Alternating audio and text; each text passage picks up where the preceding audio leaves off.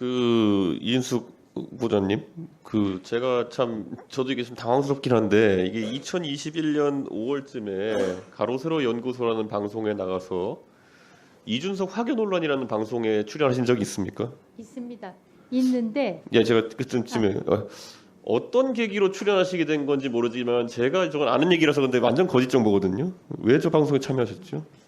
제가 나갔던 것은 그때 어떤 선거였는지는 모르겠지만 예, 정치 활동을 했었기 때문에 예. 구독자 수가 많은 가로세로 연구소에 출연을 했고요. 또 그 대표가 제 회사 후배이기 때문에 네. 편한 마음으로 출연을 했는데 그 방송을 들어보시면 네. 아마 이준석 위원님한테 제가 전혀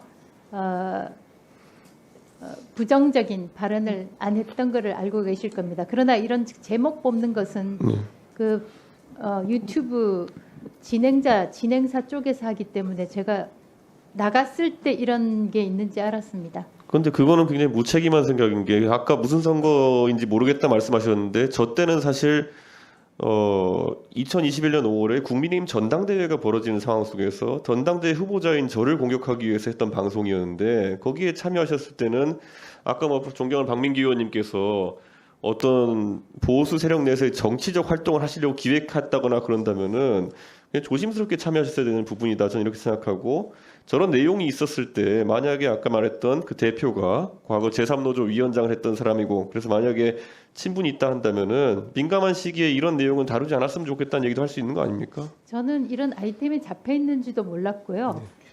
이런 얘기를 하길래 저도 사실 속으로는 상당히 좀 당황했습니다. 제가 왜냐하면 아까 이제 저희가 오전에 제가 이거 한 거는 뭐 다룬 이유는 오전에 사이버 레카에 대한 얘기를 저희가 논의했었는데요. 그때 쯔양이나 이런 분들의 잘못된 정보를 다루고 협박하는 사이버 레카에 대한 대응 같은 걸 얘기한 적이 있는데 그에 대한 경각심은 그대로 가지고 계신 거죠. 그렇습니다. 예, 그래서 이런 것들을 앞으로 좀 조심해 주셨으면 하는 생각이고요.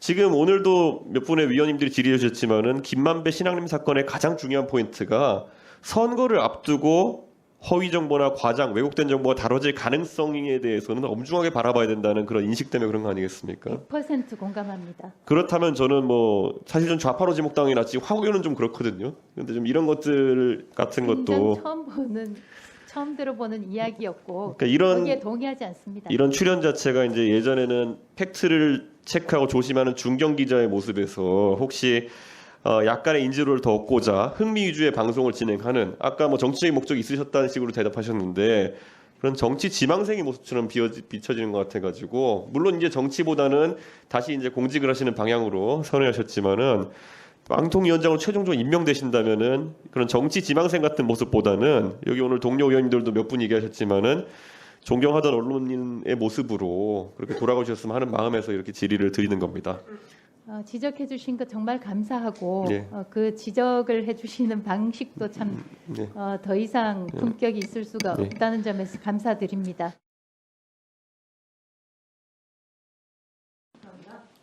네, 후보자님.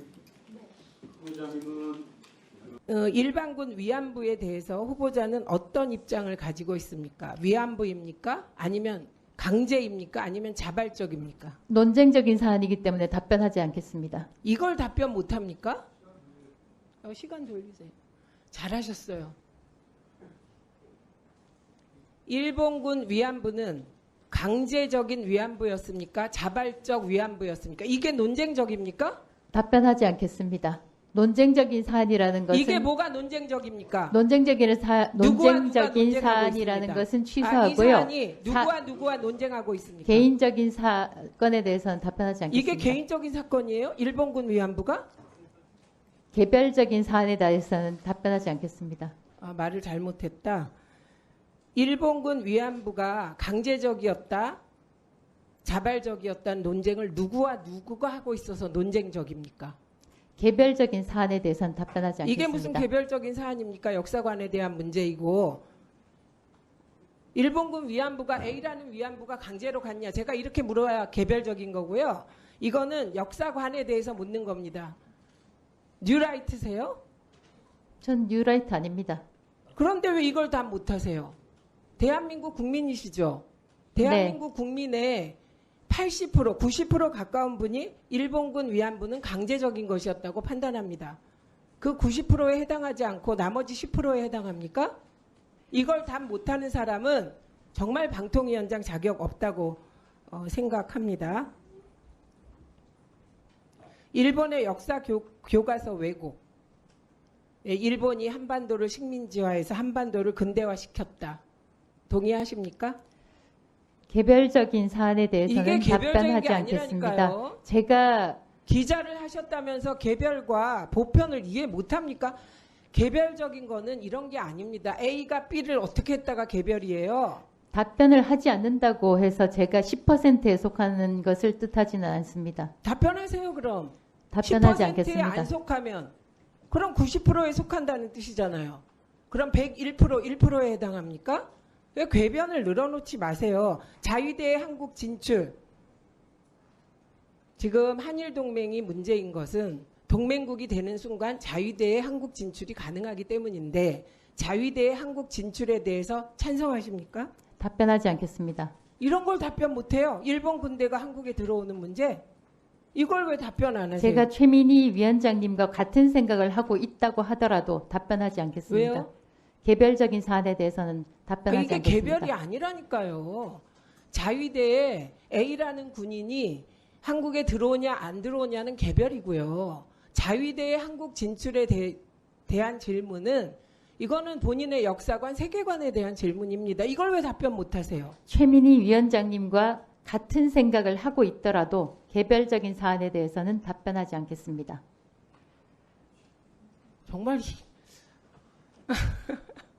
어처구니가 없습니다. 이건 이 자리에서 답변 못할 사람 거의 없어요. PPT 잠깐 볼까요? 최재형 증인 이거 네. 말고 앞에 다음에 자 우리 혁명 열사는 가서 참배하신 적 있는 거 그럼 이 사진 맞죠? 네 맞는지 안 맞는지 답변하세요. 맞죠? 저기는 제 사진이 아닙니다. 김정은 위원장 사진 아닙니까? 아 오른쪽에 보세요. 오른쪽은 맞죠? 제북 인사묘입니다. 혁명 열사능이 전혀 아닙니다. 아, 다른 데입니까? 뭐, 대한민국의 국회 부의장 2분, 국회의원 24명이 안장되고 초대 서울대 총장 이춘호 박사, 초대 고려대 총장 알겠습니다. 현상유 박사가 묻혀있는 네, 그 알겠습니다. 묘지입니다. 네, 왜 알겠습니다. 혁명 열사능이라고 넘겨보세요. 왜곡을 하십니까? 아시면서. 자 그래서 물어봤잖아요. 왜곡하지 마십시오. 왜곡한 게 아니라 그래서 확인해 제복 인사묘라고 분명히 써있는데 내가 왜 혁명 가만있어 봐요. 열사능이라고 왜곡을 합니까? 최정혜 내가 말씀하십시오. 분명히 관계 맞습니까? 물어봤잖아요. 위에 내가- 타이틀이 있지 타이틀이 않습니까? 있고 왜 확인하는 왜곡을 거 아니에요? 하시냐고요. 타이틀을 왜 넘겨보세요. 붙이냐고요. 제복 인사묘라고 넘겨보세요. 책에도 써 있는데. 잠깐만요. 유상범 의원님, 네. 아까 전 화면 띄워주세요. 저건 최재형 증인의 항변이 저는 정당하다고 봅니다. 아니 그래서 내가 왜냐하면 아까 앞에 물어보는 띄워보세요. 거랑 다 규정을 위에 해놓은 거 물어보는 제목으로 거랑 다르지 않습니까? 자, 그래서- 앞에 거 한번 띄워보세요. 그래서 정리했잖아요. 혁명 열사능을 참배한 최재형 이렇게 하고 앞에 위에 글이 써 알아요. 있지 않습니까? 그래서 제가 이거 열사능 참배한 게 맞습니까? 그러니까 아니라고 그 답변했잖아요. 부분은 자료를 잘못 준비하신 거고 최재형 증인으로서는 여기 아니, 혁명 그래서 열사능은 항변했잖아요. 이게 아니라는 거잖아요. 그러면 저는 항변은 정당하고 그런 부분은 전 화면을 띄워주십시오. 전 화면. 아니 위원장님, 예. 제가 분명히 이 열사능 관계 맞습니까? 물어봤고 본인은 거기가 아니라고 답변했고 자, 그래서 간사님, 자료에 물어는 지금- 그렇게 보신 건 맞는데 위에 혁명 열사능 아니. 참배한 최재형 목사 이렇게 했으니까 그건 왜곡이죠. 자 그게 오류죠. 무슨 왜곡입니까? 그래 오류죠. 그러니까 그리고 여기서 그러니까 질문을 의도적으로 오류를 저지른 건 오류를 아니죠. 인정하십시오. 그러면 오류를 인정하세요. 제주도 사진을 띄워놓고 울릉도 같지 않습니까라고 자, 말하는 잠깐만요. 거하고 똑같지 않습니까? 잠깐만 제가 정리하겠습니다. 자, 제가 정리할게요. 자, 왜곡이라 하면 저는 의도적으로 오류를 저질렀다. 알면서 그렇게 생각하는데 그건 아니라는 것이 유상범 의원님 얘기니까 이거 그냥 오류인 건 맞죠? 그러면 의원님. 그래서 그러면 오류로 그냥 정정을 하고 그건 아닌 걸로 정정하고 그냥 진행하시죠. 진행하시죠. 자, 뭐 다른 건 넘어가겠습니다. 자, 다음 넘겨보시죠.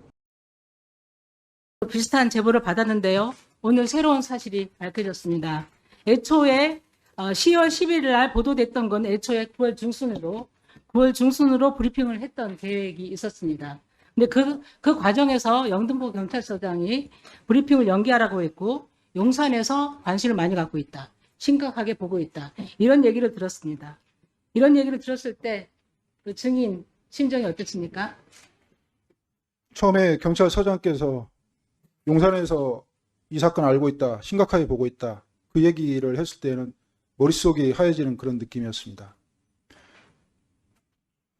보통 괘씸하게 보고 있다는 그런 그러니까 얘기- 현장에서 열심히 의욕을 갖고 원칙을 갖고 수사한 직원들에 대해서 압력을 가하면서 브리핑까지 연기시킨 거는 분명히 무슨 배경이 있다고 보는데요. 혹시 증인이 생각하시는 그런 배경이라든가 생각하는 그런 게 있습니까?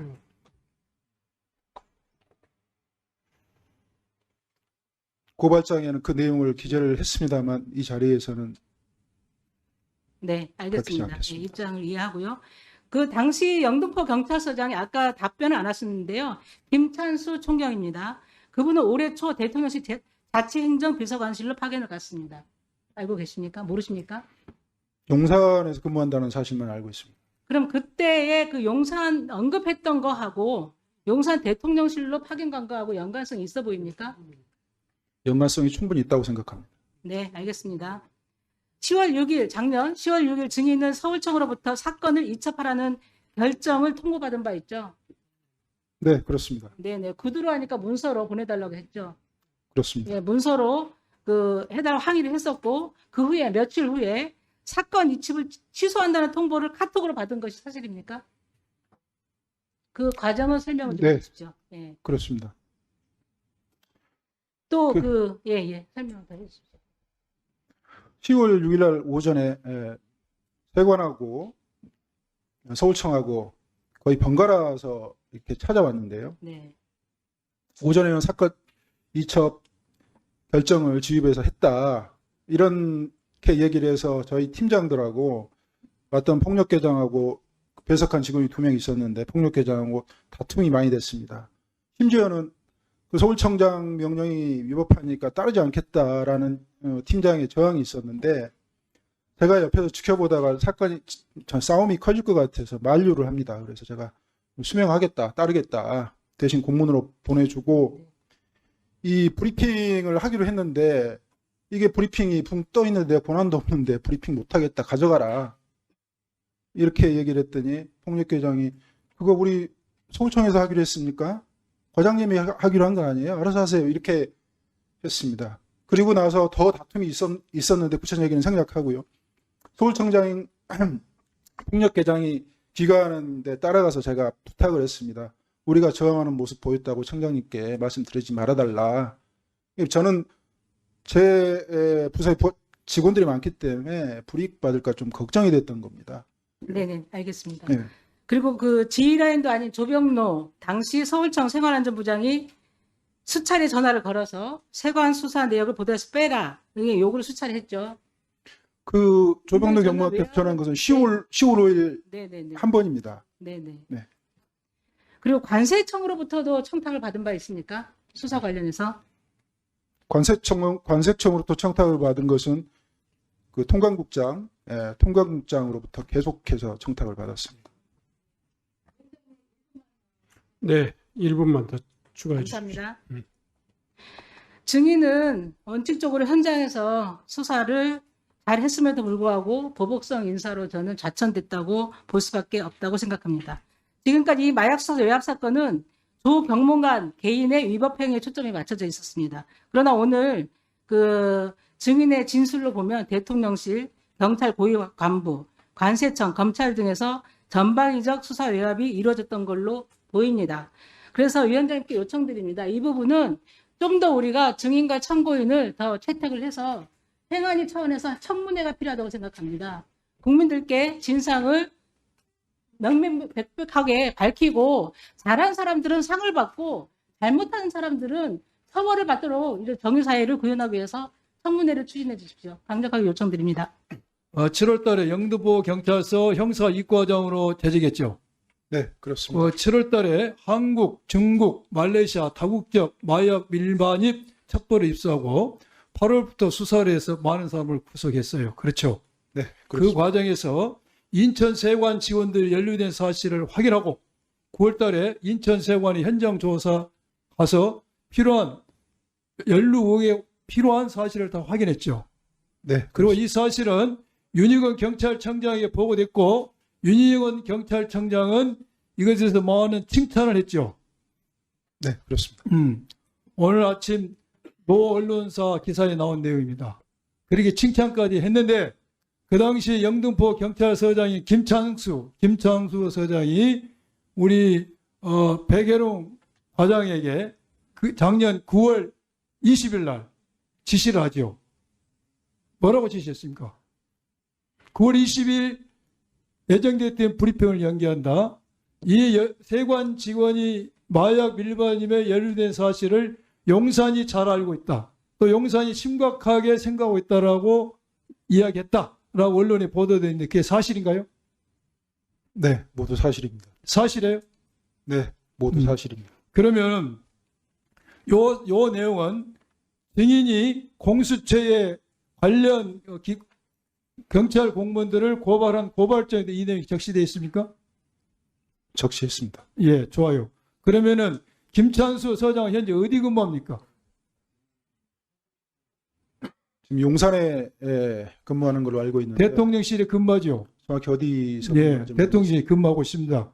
제가 확인해 보니까 대통령실에 근무하고 있습니다. 그러면 증인은 조금 전까지만 해도 경찰청장이 마약 수사 잘했다 칭찬했는데 갑자기 경찰서장이 용산에서 다 알고 있다. 심각하게 생각한다. 예정된 브리핑을 연기하자. 이야기를 듣고 어떤 생각이 들었어요? 경찰서장께서 밤 9시에 그 전화를 주시고 심각한 어투로 이렇게 말씀을 하셨는데요. 그 전에 여러 가지 전조 증상이 있었습니다. 그래서 걱정을 하던 차에 경찰서장께서 이 사건 용산에서 알고 있다. 심각하게 보고 있다. 브리핑 연기하십시오. 그래서 제가 다시 묻습니다. 소장님, 제 신뢰가 깨지는 일입니다. 안 됩니다. 했더니 소장님이 지시하는 겁니다. 이렇게 얘기합니다. 청문회에 이어 대전 MBC를 현장 방문한 더불어민주당은 이진숙 후보자의 법인카드 사용 내역을 추가로 확보했다며 공세 수위를 높였습니다. 이 후보자가 와인 매장과 골프장 등에서 접대비 명목으로 월 한도 200여만 원의 2배가량 법인카드를 쓰면서도 단 한 건의 증빙자료도 남기지 않았다고 주장했습니다. 아무 증빙도 없는 초과분을 한도와 무관한 접대비로 처리한 분식 행위도 확인했습니다. 단돈 10,000원이라도 증빙하지 못하면 업무상 배임입니다. 차량 유지용으로 수행기사가 쓴 법인카드에선 무단 해외 여행 정황도 나왔다고 폭로했습니다. 해외 출장 기록이 없는 만큼 개인 여행의 관용차와 법인카드를 쓴 것이라고 주장했습니다. 조국혁신당은 법인카드 의혹과 함께 후보자의 역사관도 겨냥했습니다. 위안부입니까? 아니면 강제입니까? 아니면 자발적입니까? 논쟁적인 사안이기 때문에 답변하지 않겠습니다. 도대체 뭐가 논쟁적이라는 겁니까? 일본군 위안부 문제가 개별적인 사안입니까? 국민의힘은 자질과 능력을 검증하는 청문회가 명예훼손 인신 공격성 발언으로 가득한 막장 수준만 드러냈다고 거듭 엄호했습니다. 법인카드 주요 사용 내역은 이미 제출했다며 방송 장악을 위한 폭주, 트집 잡기라고 깎아내렸습니다. 검증을 가장한 폭력에 가까운 행동을 보이고 있습니다. 방송 장악을 위한 민주당의 계획하에 이뤄지는 것이다. 여야는 내일 이진숙 후보자의 인사청문 보고서 채택을 놓고 다시 격돌합니다. 채택이 무산되면 윤석열 대통령은 한 차례 더 재송부를 요청한 뒤 임명을 강행할 수 있는데 야당은 오는 금요일 이 후보자를 다시 증인으로 불러 위법, 불법 행태에 대해 법적 책임을 묻겠다고 예고했습니다. 이 후보자가 사직서를 제출하기 전 한 달가량 무단 결근한 정황과 크리스마스를 끼고 무단 해외여행을 간 정황이 포착되었습니다.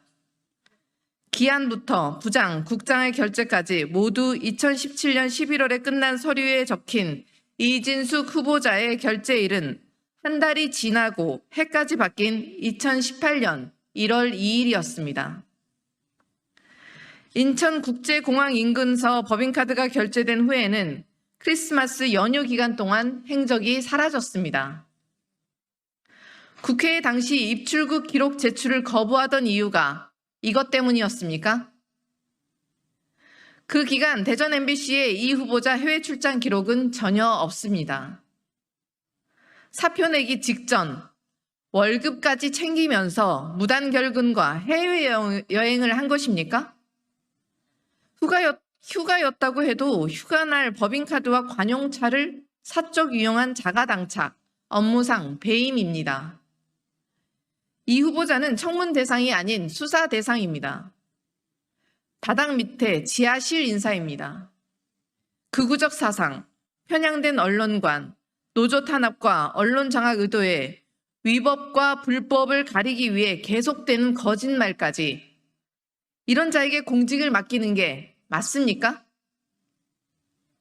윤석열 대통령은 지속되는 부적격 인사 참사에 국민께 사죄하고 하루빨리 이진숙 후보자를 지명 철회하십시오. 결제 서류에 보면 11월 30일에 사장 이전까지 사인된 결제한 게 올라가 있어요. 근데 그 결제가 올라갔는데 한 달 내내 결제를 안 하다가 1월 2일에 합니다. 그거나 지금 말씀하신 운전기사의 그 법인카드 내역, 그리고 본인이 그렇게 자주 썼던, 본인이 소지하던 공용카드, 법인카드를 12월 22일부터 1월 2일 사이에는 전혀 쓰지 않은 점, 이런 점을 밀어볼 때 해외여행을 다녀왔다고 저희들은 판단을 합니다. 해외여행을 아니라고 주장할지는 모르겠으나 그 시점에 출장 간 기록도 없고요. 회사에 나온 기록도 없고 업무를 봤다는 어떤 기록도 없습니다. 해외여행을 갔던 인천공항에 놀러 다녀오셨던 회사 일을 하지 않고 월급을 받아가셨습니다. 위메프와 함께 정산 지연 사태를 겪고 있는 티몬의 사무실 앞은 새벽까지 환불을 요구하는 고객들로 가득했습니다. 티몬 측이 현장 환불을 중단한 가운데 구영배 큐텐 대표는 물류 자회사의 대표 자리에서만 물러났습니다. 환불을 받으려는 티몬 고객들이 밤사이에도 본사 앞을 지켰습니다. 늦은 밤까지 고객들이 돌아가지 않자 티몬 측은 더 이상 돌려줄 돈이 없다고 재차 밝혔습니다. 사내 유보금 30억 원을 환불하는 데 쓰려 했지만 직원 임금용으로 묶여 있다는 것인데요. 지금 현재로서는 저는 지금 대책이 없습니다. 10억 내외로 지급이 됐고 나머지 잔여 19억을 지급하려고 했지만 최종적으로는 부결된 상황이고요. 현장 환불을 중단한 티몬과 위메프는 신용카드사 고객센터로 연락해 결제를 취소를 요청하라는 공지를 올렸습니다. 피해자 지원에 나선 여행사들도 있습니다. 인터파크 투어는 정산과 무관하게 여행 일정을 진행하겠다고 공지했고 야놀자와 교원 투어는 자체 포인트로 보상하겠다고 밝혔습니다. 이런 가운데 구영배 큐텐 대표는 물류자 회사인 큐익스프레스 최고 경영자직에서만 사임한 것으로 알려졌습니다. 업계에서는 구 대표가 법적 책임을 덜기 위해 사임한 것이 아니냐는 분석이 나오고 있습니다. 구 대표는 현재 한국에 있는 걸로 알려졌지만 정산 지연 사태가 일어난 이후 두문불출하며 어떠한 입장도 밝히지 않고 있다 합니다. 티몬과 위메프 정산 지연 사태 이후 처음으로 모 회사 큐텐의 구영배 대표가 입장문을 내고 모든 자원을 동원하고 개인 재산도 활용하겠다고 밝혔습니다. 정부는 소상공인 보호를 위해 5천억 원대의 자금을 긴급 지원하기로 했습니다. 큐텐의 구영배 대표가 위메프 미정산 사태가 불거진 지난 7일 이후 처음으로 입장을 발표했습니다. 구 대표는 보도자료를 통해 이번 정산 지연 사태로 피해를 입은 고객과 파트너사, 국민들께 사죄를 드린다며 유동성 확보를 위해 최선의 노력을 다하겠다고 밝혔습니다. 가진 재산의 대부분인 큐텐 지분 전체를 매각하거나 담보로 활용해 근본 사태 수습에 사용하겠다고 말했습니다. 고객 피해 규모는 500억 원 내외로 추산한다며 지속해서 환불을 실시해 나갈 예정이라고 설명했습니다. 이어 큐텐이 현재 그룹 차원에서 펀딩과 인수합병을 추진 중이라며 전략상 세부 사항을 공개하지 못하는 점을 널리 이해해달라고 덧붙였습니다. 이런 가운데 정부는 관계부처 회의를 열고 정산금 지연으로 피해를 보고 있는 중소기업과 소상공인들에게 5천억대의 자금을 투입하기로 했습니다.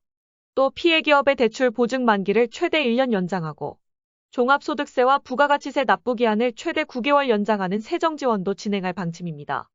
정부는 현재까지 파악된 미정산 금액이 약 2,100억 원으로 추산되지만 향후 정산기일이 다가오는 거래분까지 감안하면 피해 규모는 더 커질 것으로 보고 있습니다.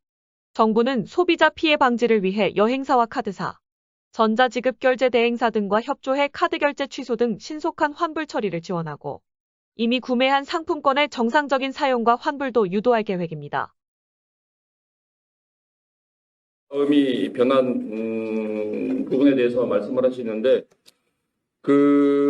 뭐 다 아시겠지만은 저도 대표팀 감독을 해봤고 또 그 후 제가 전무이사를 하고 협회를 떠났을 때 그 후에 벌어졌던 일련의 상황들이 굉장히 좀 마음이 아팠습니다. 예를 들면은 2022년 카타르 월드컵에 있었던 여러 가지 문제점들, 그 다음에 또 이번에 아시안컵에 있었던 그런 부분들을 굉장히 좀 안타까워해서 제 역할이 필요하다라는 이임생 이사의 말씀에 제가 고민을 하기 시작이 됐고요. 그래서 고민을 계속 하다 보니까 누군가는 이 역할을 해야 되지 않나라는 생각을 했습니다. 뭐 물론 그게 제가 아니래도 뭐 더 훌륭한 분이 될 수도 있다고 생각했지만은 저는 이게 제 마지막 포임이라고 생각을 해서 결정을 하게 됐습니다. 뭐 많은 기대 속에 새로운 팀이 출발하면은 아주 좋았을 텐데 뭐 지금은 그와 반대로 많은 우려와 비판 속에 출발을 하게 돼서 굉장히 마음이 좀 무겁습니다. 근데 하지만 반대로 제가 10년 전에 이 자리에 왔을 때는 반대로 굉장히 그때는 많은 기대와 박수에 의해서 출발이 됐던 기억이 납니다. 뭐 물론 지금에 있는 비판과 이런 모든 것들은 저희가 감수하면서 나가야 될 것이고요. 또 이런 마음들을 언제 끝날지 모르겠지만은 항상 겸손하게 겸허히 받아들이면서 앞으로 팀을 이끌어 나가겠습니다. 뭐 맞는 말씀이십니다. 제가 10년 전에는 실패를 했고요. 또 그러다 보니까 제가 아는 선수들만 뽑아서 쓰는 뭐 인맥 추구니 그런 얘기도 들었었고 뭐 하지만 다 그거는 인정을 합니다. 뭐 이유는 말씀하신 대로 제가 그 당시에 K리그의 어떤 단편적인 선수들만 뽑다 보니까 정말로 팀에서 역할을 해야 되고 이름값은 없지만 그래도 팀을 이끌어가고 정말 팀에 도움이 되고 헌신이 되는 선수들을 잘 몰랐어요. 뭐 그러다 보니까 예를 들면은 이번 주에 뭐 해트트릭을 한 선수, 뭐 경기력이 좋다고 골 넣은 선수 그런 선수들만 대표팀에 뽑다 보니까 그 힘을 받지 못하고 또 그 선수들이 언젠가는 컨디션이 좋지 않아서 다시 경기력이 좋지 않을 때는 쓰지 못하는 뭐 그런 상황들을 반복하다 보니까 제가 정말 팀에 도움이 되는 선수들을 못 뽑은 게 사실입니다. 근데 하지만 지금은 그래도 K리그에서 3년 반 동안 생활을 했었고 또 각 팀에 있는 뭐 유효 선수들 뭐 또는 유효 선수는 아니지만은 그거를 대체할 수 있는 선수들 뭐 그런 선수들의 어떤 리스트도 제가 가지고 있고 이 선수는 정말로 팀에 헌신이 되는 할 수 있는 선수다. 이 선수는 뭔가 지금 들어가면 경기를 바꿀 수 있는 선수다. 이런 제 머릿속에 있는 이름들이 있다는 게 아마 10년 전하고는 굉장히 많은 차이가 있다라고 개인적으로는 그렇게 생각하고 있습니다. 뭐 회장님께서 2020년에 저한테 7월에 그 제안을 하신 게 맞고요. 그다음에 저는 그 자리에서 이 회장직보다는 저는 현장에 나가고 한 번 더 나가서 한 번 더 하고 싶다라고 말씀을 드린 게 사실입니다. 예. 근데 하지만 이번 같은 경우는 저는 뭐 회장님과의 어떤 사전에 그런 연락 전혀 없었고요. 저는 이임생 그 총괄 이사의 대화를 통해서 그 얘기를 듣고 저는 결정을 했습니다. 네, 감사합니다. 네, 이번 휴대폰 산업화에 오른 홍명보 휴대폰 운동의 기자회견을 여기서 혹시 마지막 하실 분이 있을까요? 감사합니다. 감사합니다. 자, 그러면 지금부터 잠시만 주목해 주시기 바랍니다. 제가 구독자분들을 위해서 깜짝 선물을 하나 준비했는데요. 제가 항상 여러분들께 뭐라고 말씀을 드렸나요? 뉴스만 평소에 잘 챙겨보셔도 돈이 된다, 돈을 벌 수 있다라고 말씀을 드렸는데요. 자, 여러분들 여기 보이시는 이스라엘과 하마스 전쟁 같은 뉴스를 보게 되면 여러분들은 어떤 생각이 드시나요? 그냥 뉴스만 보고 끝내는지, 아니면 이 뉴스를 어떻게 이용할 수 있는지, 이 부분을 고민하고 계시는지 되물어보고 싶습니다. 자, 그 이유가 뭐냐면 제가 지난 11월 초에 여러분들께 뭐라고 말씀을 드렸죠. 지금은 반도체 산업에 관심을 가져야 한다. 뉴스만 보고 그냥 넘기지 마시고 투자 쪽으로 생각을 한번 해보셔야 한다라고 말씀을 드렸습니다. 그리고 나서 이런 썸네일들 뉴스를 통해서 많이 보셨을 텐데요. 이런 반도체 산업이 이슈가 됐을 때 부자들은 어떻게 생각한다고 했나요? 반도체 관련주는 뭐가 있는지, 어떤 종목이 가장 좋은지, 어디에 투자해야 돈이 몰리는지 자연스럽게 생각한다고 제가 말씀을 드렸죠. 그 이유가 뭐냐면 부자들이 봤을 때는 이슈가 곧 돈으로 이어지고 그 이슈가 나에게 돈을 벌어준다는 경험적 확신이 있기 때문에 부자들은 항상 이런 사회적 이슈를 관심 있게 챙겨본다. 이렇게 제가 말씀을 드렸는데요. 제가 지난번에 시청자분들과 함께하는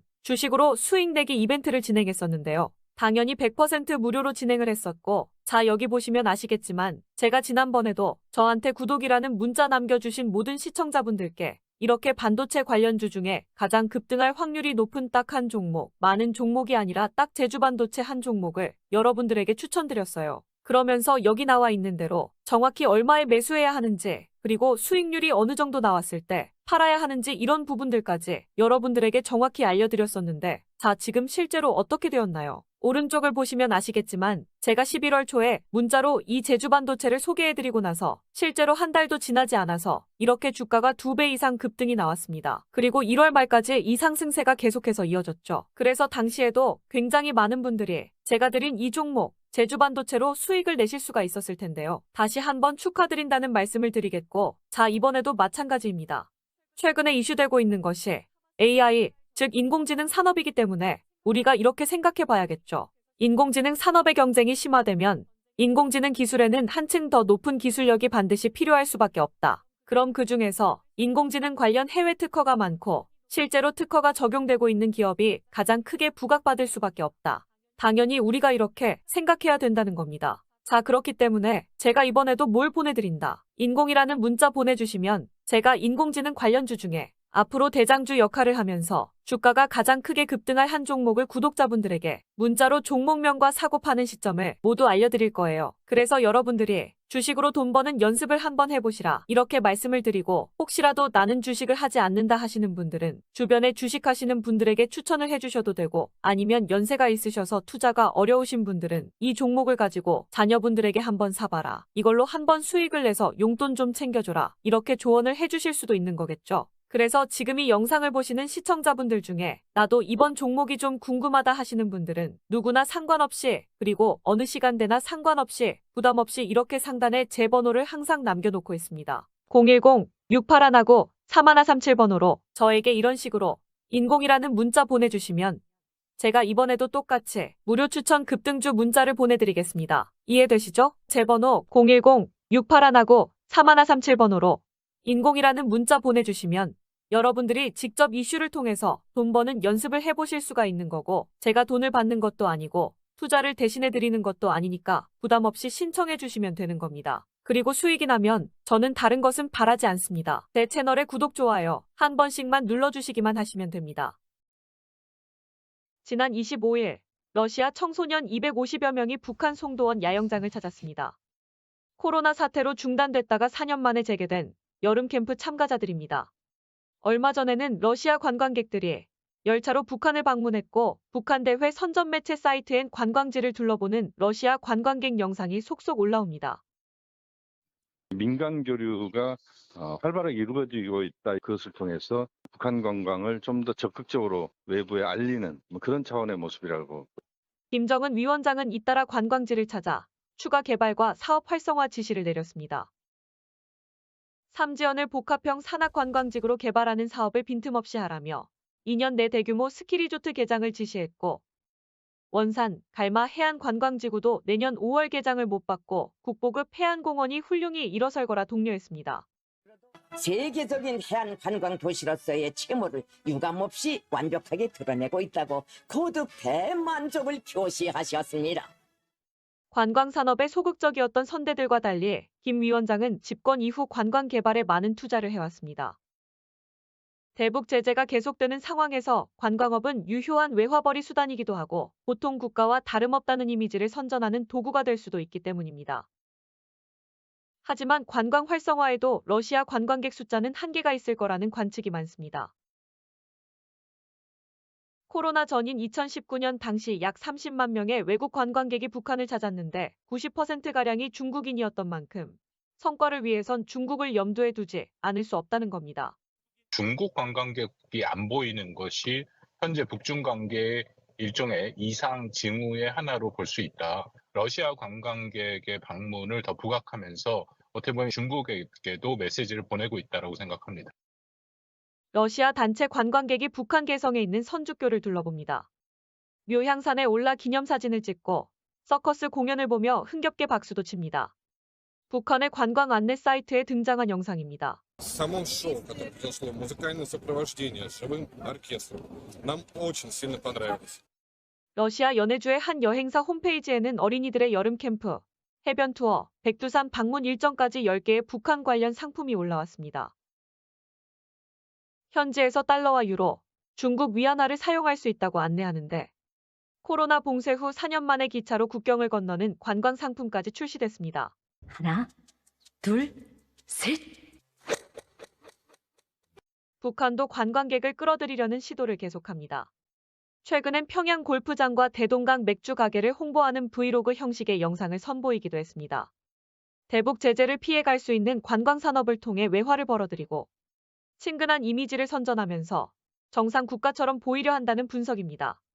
그러나 올해 들어 5월까지 북한을 방문한 러시아 관광객이 수백 명 선에 그친 만큼 관광 자체보다는 노동자 파견 등을 염두에 둔 보여주기식 협력이라는 관측도 있습니다. 준결승에서 네덜란드와 슈소프 접전 끝에 진땀승을 거둔 대표팀. 중국과의 결승전 역시 쉽지 않았습니다. 2세트를 먼저 따내며 앞서갔지만 내리 2세트를 내주며 결국 또 한 번 슈도프에 돌입했습니다. 슈소프도 손에 땀을 쥐게 했습니다. 전운영과 임시연이 10점, 관역에 걸친 9점, 남수연은 9점을 쏘면서 도합 27점, 중국과 또 한 번 동률을 이뤘습니다. 이대로라면 관역 중앙에 더 가깝게 활을 쏜 중국이 우승을 차지하는 상황. 하지만 전운영과 임시연의 화살이 모두 10점으로 인정되면서 우리 응원단 속에서는 환호성이 터져나왔고 2점차 극적인 우승이 확정됐습니다. 1988년 서울 올림픽 이후 여자 단체전 10연패 위협을 달성한 선수들은 서로 얼싸안은 채 눈시울을 붉혔습니다. 10연패를 목표로 준비를 했었는데 노력한 게 결과로 나와서 정말 기쁘고요. 동생들이 너무 잘해줘서 고마워요. 시상대에 선 선수들은 손가락과 메달로 숫자 10을 만들어 10연패를 자축하며 그동안의 부담감도 털어냈습니다.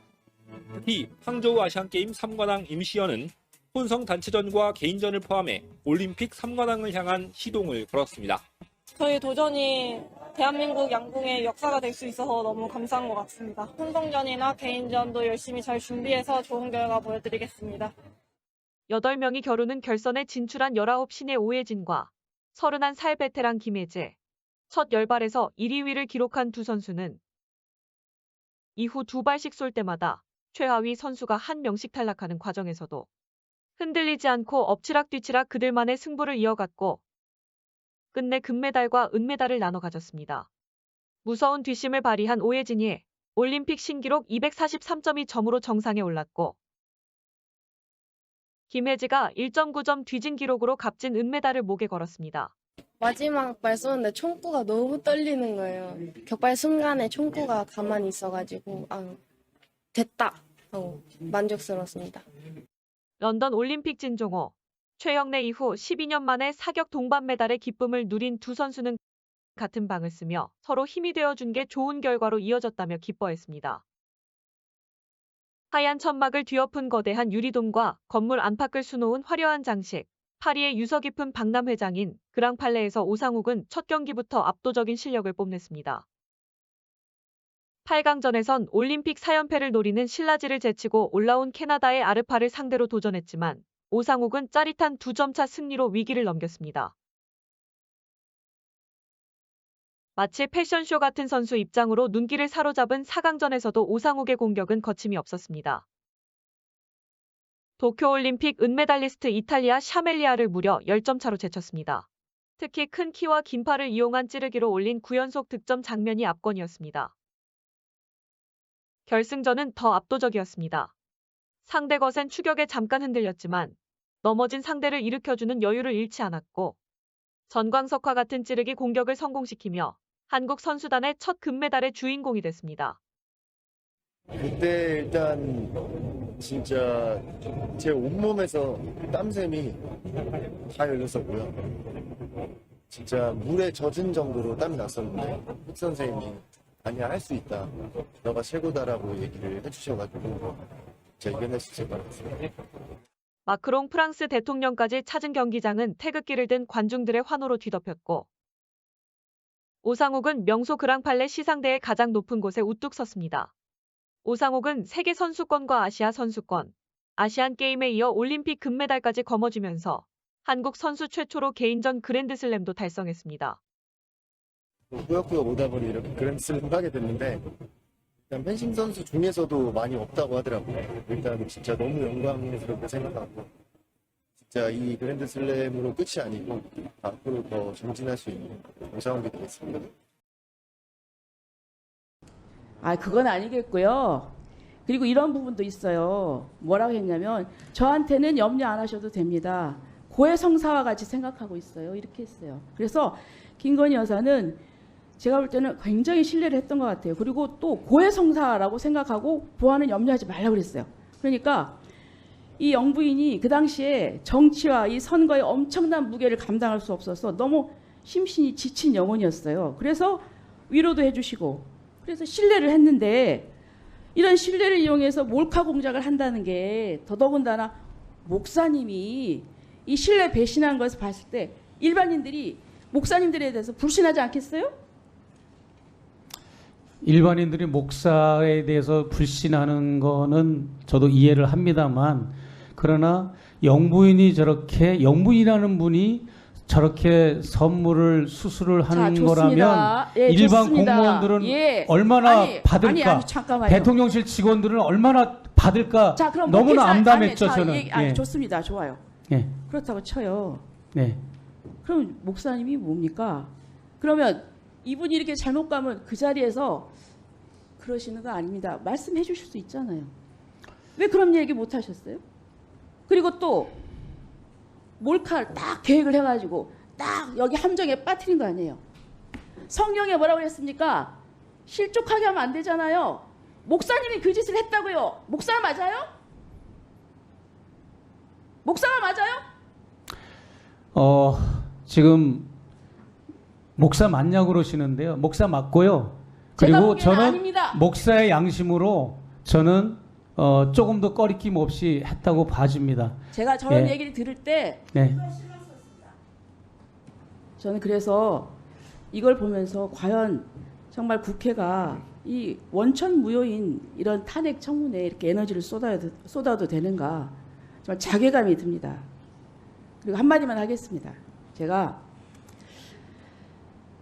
예수님께서 지금 이 자리에 오셔서 이 목사라고 하는 최재형 증인의 이런 형태를 보면은 뭐라고 하실까 참 궁금합니다. 이상입니다. 조배수 의원께서 존경하는 제가 분이신데 예수께서 이 땅에 오셨으면 어떻게 생각하셨느냐라고 물으셨는데 저는 국힘당을 바라보며 용산을 바라보며 이 독사의 자식들아라고 예수께서 질책하셨지 않을까 생각이 듭니다. 구약의 선지자와 예언자는 앞날을 점치는 사람들이 아니라 부자와 권력을 질책하고 옳은 길로 인도했고, 신약 성경의 세례 요한은 헤롯 임금이 자기 제수씨와 동거하는 것을 참다 못해서 그 권력을 향해서 지적을 해가지고 목이 잘라서 순교를 한 게 세례 요한입니다. 그렇기 때문에 김건희 여사를 제가 품지 못했다라고 질책을 하시는데, 진정한 목회자는 그 범죄 혐의를 품는 게 아니라 그것을 지적해주고 회개하고 바른 길로 인도하는 것이 목회자라고 저는 생각해서 사적인 감정을 억제하고 이렇게 의로 제가 승화시켰다라고 하는 것으로 받아들여줬으면 좋겠고요. 윤석열 대통령과 김건희 씨는 국정의 모든 면에서 선을 넘고 있습니다. 정부 부처도 두 사람의 심기와 안위를 보호하는데 여념이 없습니다.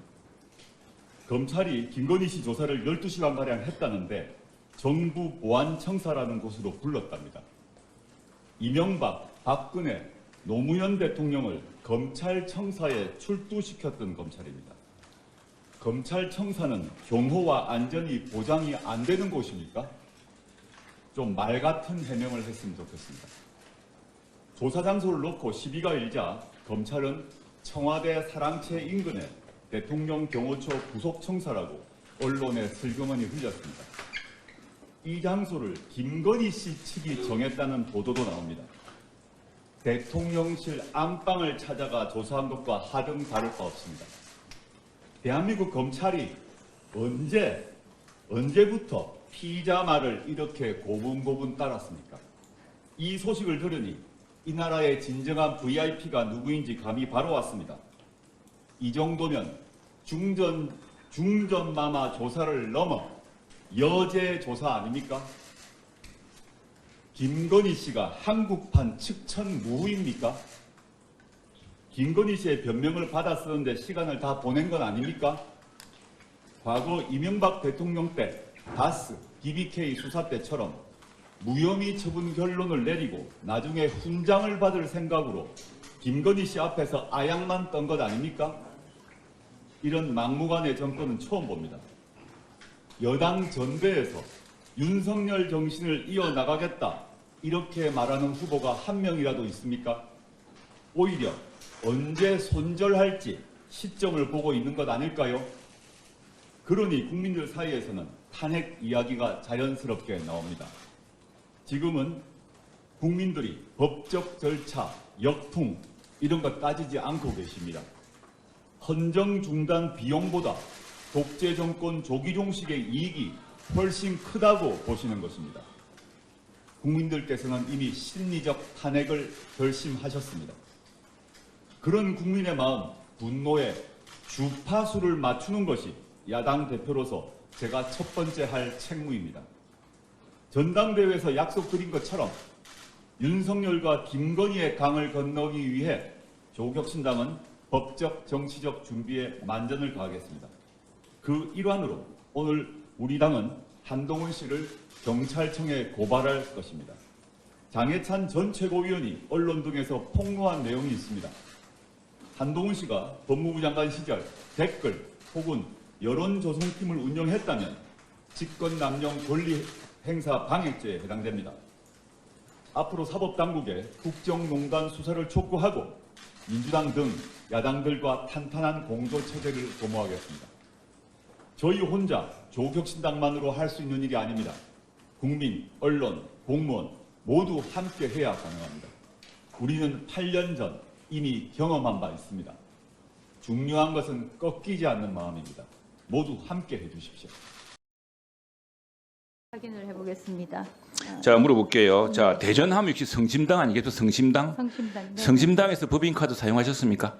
법인카드 한 번도 사용 안 했고요. 그럼 개인카드 사용했습니까? 26회 86만 1,400원. 이거는 뭐 개인용으로 쓰기 위해서 사용했겠죠? 제가 개인적으로 선물할 때가 있으면 자, 그렇게 다음에 결제했습니다. 아마 네, 존경하고 싶은 최영두 의원님께서 조금 전에 이진숙 후보자와 주고받은 질문 답변 과정에 사실과 다른 부분이 있어서 저희 의원실에서 방금 확인을 좀 했습니다. 그때 질의하시면서 법인카드, 개인카드와 관련해서 질문을 하셨는데 성심당에서 한 번도 법인카드를 쓴 적이 없다고 답하셨죠? 제가 지금 개인카드를 쓰셨다는 부분을 강조하시면서 성심당에서는 법인카드를 쓴 적이 없다 이렇게 답변하셨습니다. 저희가 확인을 해보니까 말이죠. 2015년 7월 14일 오후 5시 38분 13,000원을 비롯해서 15회에 걸쳐서 성심당 로쏘 주식회사입니다. 로쏘 주식회사에서 총 15회에 걸쳐서 109만 7,900원을 결제하신 내역이 있어요. 그래서 제가 이 말씀을 왜 드리느냐고 하면 이게 개인 카드를 쓴 적이 있으니까 법인 카드를 사적으로 유용한 적이 없을 것이다라고 하는 논리의 전개가 굉장히 무리가 있다라는 말씀을 드리고 싶은 겁니다. 네, 그래서 네. 아까 질의 과정에서 성심당에서 한 번도 법인 카드를 쓴 적이 없다고 하는 것은 잘못된 것인데 인정하십니까? 제가 유정원 네. 의원님 의사진행 발언이시잖아요. 네. 자, 그 부분이 확인이 좀 필요해서 말씀을 드렸습니다. 네. 네. 그러면 확인만 하시는 거고 이게 위증이라든가 네. 이런 절차를 요구하시는 건 아닌. 네, 위증을 했다고 보고요. 거기에 대한 명확한 조치를 좀 부탁드립니다. 이정은 네. 의원께 네. 알려주셔서 감사합니다. 사실 제 개인 카드 분석을 저희 직원한테 맡겨가지고 이걸 뽑았는데 아마 이름이 성심당하고 이게 카드 회사가 달라가지고 다르게. 네, 위증하신 겁니다. 로쏘 주식회사로 돼 있어요. 15회에 걸쳐서 하셨고요. 그거는 시정하겠습니다. 다시 세부적으로 분석해서. 혹시 앞선 질의에서 추가적으로 답변하실 내용 있으십니까? 예, 그렇잖아도 아까 그 지적을 받은 부분에 있어서 대전에서 성심당이 그 카드사마다 다르게 등록돼 있어서 법인카드로는 결제되지 않았지만 제 개인 카드로는 26회 86만 1,400원을 결제한 사실을 알려드리고 보면 대전은 이 빵집이 굉장히 유명하기 때문에 서울에 와서 영업활동을 할 때도 성심당에서 빵을 사올 때가 있습니다. 그러나 제 개인적으로 성심당 빵을 선물해야 될 때는 제 개인 카드로 결제했습니다. 요지는 저는 지금까지 나름대로 공과 사를 철저하게 구분해서 업무를 할 때는 법인카드로 또 제가 개인적으로 써야 할 때는 개인카드로 썼습니다. 때로는 또 특히나 주류 구입을 한 경우에 있어서는 제가 개인카드로 구입한 것을 업무용으로 쓰기도 했다는 점을 밝혀드립니다. 네, 잘 알겠습니다. 먹방 유튜버 쯔양 측으로부터 5,500만 원을 받은 것으로 알려진 유튜버 구제혁이. 이 돈은 사생활 폭로를 협박해서 받은 돈이 아니라 쯔양 측으로부터 받은 리스크 컨설팅 용역비였다. 고 주장한 데 대해 쯔양이 직접 반박에 나섰습니다. 쯔양은 변호사와 함께 진행한 라이브 방송에서 구제혁이 보낸 협박 영상이라며 지난해 초 구제혁이 자신에게 보내온 영상을 공개했습니다. 텔레그램을 통해 익명의 제보자에게 굉장히 충격적인 제보를 받았어요. 쯔양은 당시 구제혁이 협박하기 위해 보낸 일부 영상이라며 구제혁은 이 영상과 함께 탈세 관련 물어볼 게 있으니 시청 후 의견을 달라. 없으면 반론 의사가 없다고 생각할 수밖에 없다는 이메일을 보내왔다. 고 전했습니다.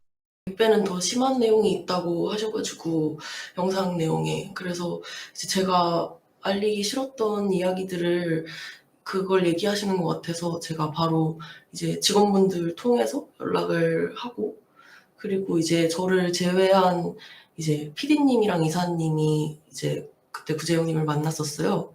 이제 그 후로 이제 좀 원치 않는 계약서를 쓰고 그 5,500만 원도 드리고. 구제혁은 앞서 시사저널 인터뷰에서 쯔양의 소속사에서 일정 금액을 줄 테니 쯔양의 과거를 폭로하려는 유튜버들 입을 막아달라고 부탁해왔다며 5,500만 원은 그 대가로 받은 용역비라고 주장했는데 이를 두고 쯔양은 실제로 협박이 있었다며 반박한 겁니다. 동석한 변호사는 쯔양의 소속사는 교제폭력을 했던 전 연인이자 소속사 대표였던 A씨의 뜻대로 운영됐기 때문에 쯔양이 탈세와 관련돼 있다는 내용은 사실이 아니라고 해명했고 쯔양도 조사를 받게 된다면 성실히 응하겠다. 고 말했습니다. 쯔양은 이번 사건이 알려진 뒤에 이른바 레카 유튜버들로부터 2차 피해가 발생하고 있다며 제기된 사생활 관련 소문들은 절대 사실이 아니라고 강조했습니다. 그러면서 자신과 소속사 PD를 예전부터 협박해 2억 원 이상을 받은 여성 2명이 있다며 전 소속사 대표인 A씨가 이들의 입을 막자고 해 어쩔 수 없이 2년간 2억 1,600만 원 정도를 줬는데 이들에 대한 고소장도 접수한 상태라고 밝혔습니다. 쯔양은 또 구제역에게 자신의 사생활과 허위사실 등을 제보한 사람이 A씨를 담당했던 변호사였음을 어제 알게 됐다면서 이 변호사는 극단적 선택을 한 A씨의 유서를 들고 찾아와 자신의 사업을 도와달라고 강권하기도 했다고 주장했습니다. 쯔양은 이런 방송을 하고 싶지 않았지만 말도 안 되는 추측과 2차 피해가 너무 많아 방송을 결심하게 됐다며 댓글을 통해 위로받았고 그 덕분에 버틸 수 있었다고 울먹이기도 했습니다. 이런 가운데 쯔양 협박 의혹 사건을 수사 중인 수원지검은 유튜버 구제역과 전국진 씨의 주거지를 압수수색했습니다. 구제역은 자신의 커뮤니티에 올린 글에서도 단연코 쯔양을 공갈 협박한 사실이 없으며 부끄러운 돈은 한 푼도 받지 않았다고 주장했습니다. 김건희 여사에 대한 검찰의 출장 조사를 두고 특혜가 아니냐는 비판도 이어지고 있는데요. 당시 검사들이 휴대폰을 경호처에 제출하면서 지휘부와 실시간 소통 없이 김 여사를 조사했습니다. 김건희 여사가 조사를 받은 서울 종로구의 경호처 안전교육원은 대통령 경호처가 관리하는 건물. 이곳에 온 검사들은 조사에 앞서 휴대폰을 경호처에 제출했습니다. 도이치모터스 주가조작 수사팀과 명품백 수수 의혹 수사팀 소속 각 부장검사 2명과 주임검사 3명 등 모두 5명입니다. 지휘부인 차장검사들은 서울중앙지검에 대기했고 이창수 서울중앙지검장도 출근했습니다. 하지만 경호처 건물에 있는 검사들의 휴대폰이 제출된 상태라 지휘부와 실시간 소통이 불가능했습니다. 통신 두절 상태에서 조사를 진행한 겁니다. 전직 차장검사는 중요 피의자를 조사할 때 중요 부분은 지휘부와 협의해 조사를 진행한다고 했습니다. 자정에 가까운 심야에 총장 보고가 이뤄진 데 대해서도 서울중앙지검 관계자는 통신이 원활하지 않은 특수한 상황 때문에 보고가 지연됐다고 해명한 바 있습니다. 사실상 특혜 조사 아니냐는 지적에 대해 김 여사 측은 대면 조사를 받았는데 특혜라고 주장하는 건 어불성설이라고 했습니다. 경호 지침에 따른 조치라며 변호인들도 모두 휴대폰을 제출했다고 했습니다. 대통령 경호처는 김 여사를 조사한 건물은 보안시설로 분류돼 평소 외부인이 출입 전에 휴대폰을 제출해야 한다고 했습니다. 하지만 김 여사는 경호 대상이라 휴대폰을 제출하지 않은 것으로 알려졌습니다.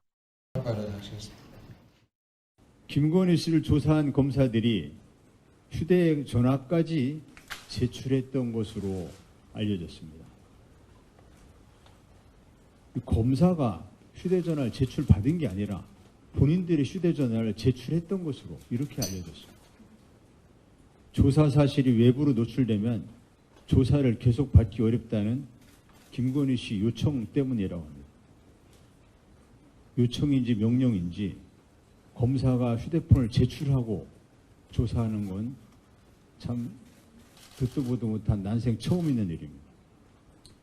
엘리베이터가 고장난 고층집에서 배달을 시키면서 음식이 맛없으면 돌려보내겠다고 주문한 꼴입니다.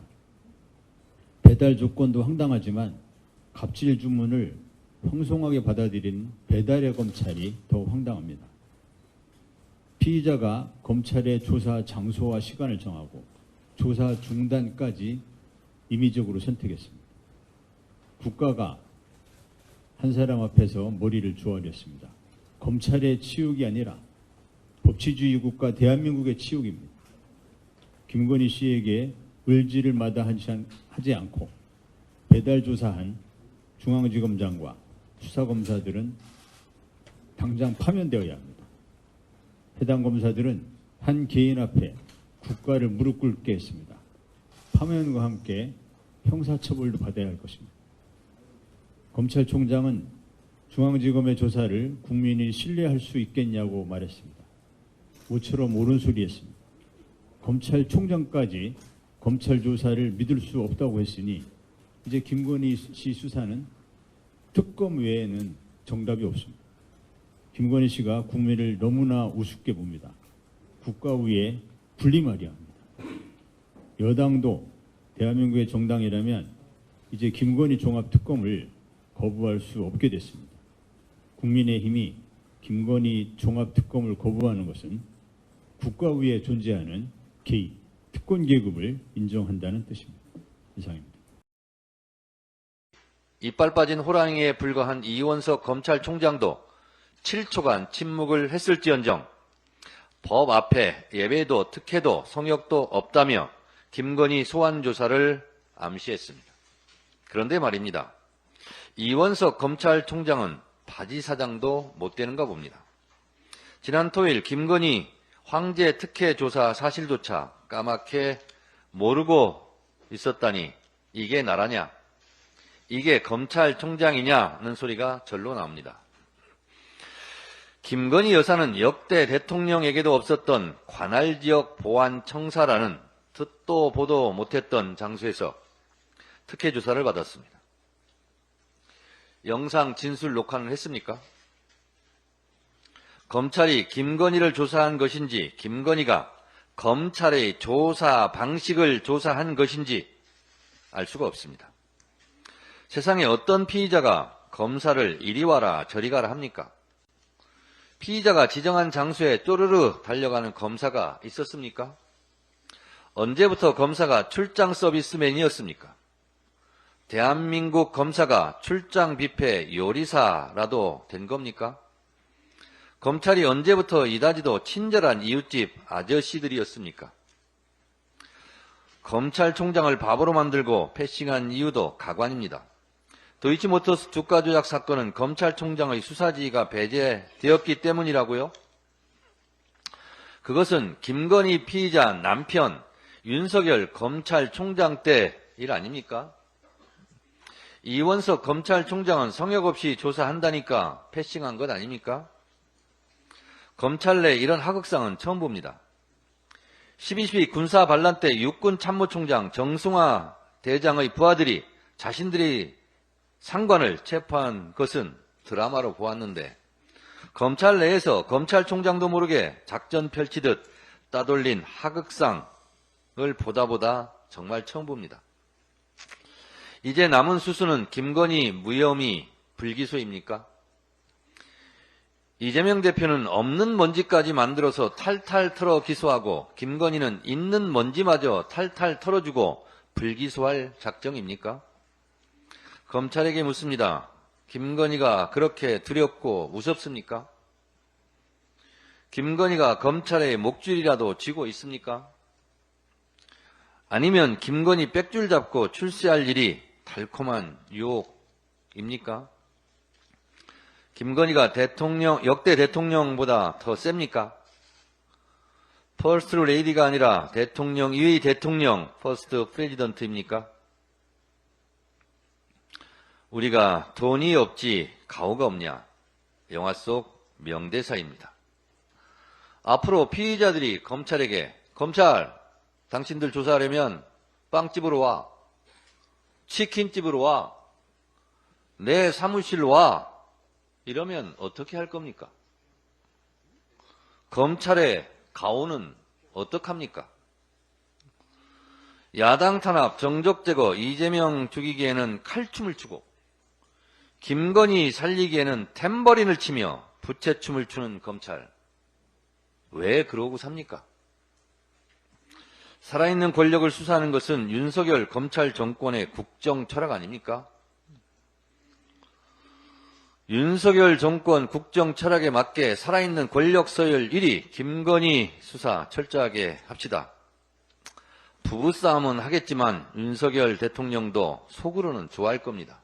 왜? 국정 철학이니까. 그런데 말입니다. 김건희 여사님, 이번 주 금요일 26일 탄핵 청문회 때는 법사위원장인 제가 출장 갈 수 없습니다. 국회로 증인 출석하시기 바랍니다. 자, 그러면 지금부터 잠시만 주목해 주시기 바랍니다. 제가 구독자분들을 위해서 깜짝 선물을 하나 준비했는데요. 제가 항상 여러분들께 뭐라고 말씀을 드렸나요? 뉴스만 평소에 잘 챙겨보셔도 돈이 된다, 돈을 벌 수 있다라고 말씀을 드렸는데요. 자, 여러분들 여기 보이시는 이스라엘과 하마스 전쟁 같은 뉴스를 보게 되면 여러분들은 어떤 생각이 드시나요? 그냥 뉴스만 보고 끝내는지 아니면 이 뉴스를 어떻게 이용할 수 있는지 이 부분을 고민하고 계시는지 되물어보고 싶습니다. 자, 그 이유가 뭐냐면 제가 지난 11월 초에 여러분들께 뭐라고 말씀을 드렸죠. 지금은 반도체 산업에 관심을 가져야 한다. 뉴스만 보고 그냥 넘기지 마시고 투자 쪽으로 생각을 한번 해보셔야 한다라고 말씀을 드렸습니다. 그리고 나서 이런 썸네일들 뉴스를 통해서 많이 보셨을 텐데요. 이런 반도체 산업이 이슈가 됐을 때 부자들은 어떻게 생각한다고 했나요? 반도체 관련주는 뭐가 있는지, 어떤 종목이 가장 좋은지, 어디에 투자해야 돈이 몰리는지 자연스럽게 생각한다고 제가 말씀을 드렸죠. 그 이유가 뭐냐면 부자들이 봤을 때는 이슈가 곧 돈으로 이어지고 그 이슈가 나에게 돈을 벌어준다는 경험적 확신이 있기 때문에 부자들은 항상 이런 사회적 이슈를 관심 있게 챙겨본다. 이렇게 제가 말씀을 드렸는데요. 제가 지난번에 시청자분들과 함께하는 주식으로 수익 내기 이벤트를 진행했었는데요. 당연히 100% 무료로 진행을 했었고, 자, 여기 보시면 아시겠지만 제가 지난번에도 저한테 구독이라는 문자 남겨주신 모든 시청자분들께 이렇게 반도체 관련주 중에 가장 급등할 확률이 높은 딱 한 종목, 많은 종목이 아니라 딱 제주반도체 한 종목을 여러분들에게 추천드렸어요. 그러면서 여기 나와 있는 대로 정확히 얼마에 매수해야 하는지, 그리고 수익률이 어느 정도 나왔을 때 팔아야 하는지 이런 부분들까지 여러분들에게 정확히 알려드렸었는데, 자, 지금 실제로 어떻게 되었나요? 오른쪽을 보시면 아시겠지만 제가 11월 초에 문자로 이 제주반도체를 소개해드리고 나서 실제로 한 달도 지나지 않아서 이렇게 주가가 2배 이상 급등이 나왔습니다. 그리고 1월 말까지 이 상승세가 계속해서 이어졌죠. 그래서 당시에도 굉장히 많은 분들이 제가 드린 이 종목 제주반도체로 수익을 내실 수가 있었을 텐데요. 다시 한번 축하드린다는 말씀을 드리겠고, 자, 이번에도 마찬가지입니다. 최근에 이슈되고 있는 것이 AI, 즉 인공지능 산업이기 때문에 우리가 이렇게 생각해 봐야겠죠.